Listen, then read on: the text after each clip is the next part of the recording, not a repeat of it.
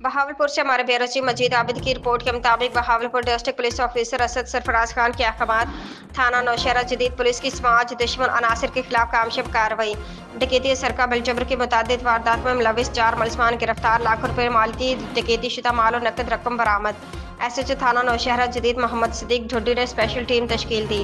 डकैती सरका बिलजबर के मुतादिद वारदात में मुलविस 4 मुलजमान को गिरफ्तार कर लिया। गिरफ्तार मुलजमान के कब्जे से डकैती शुदा 1 अदद कार आल्टो, 2 अदद मोटरसाइकिल्स, 4 लाख रुपए नकद रकम, गाय भैंस, 4 अदद बकरियां बरामद कर ली। बरामद शुदा सामान और नकद रकम जरूरी कार्रवाई के बाद असल मालकान के हवाले की जा रही है। गिरफ्तार मुलजमान से मजीद इंटरोगेशन जारी है।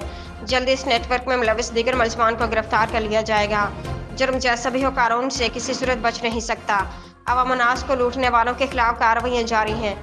माशरे को ऐसे नासुर अनासर से पाक करने पुलिस की अवलिन तरजीह है। इस कामयाब कार्रवाई पर एसएचओ थाना नौशहरा जदीद और उनकी टीम को शाबाश। DPO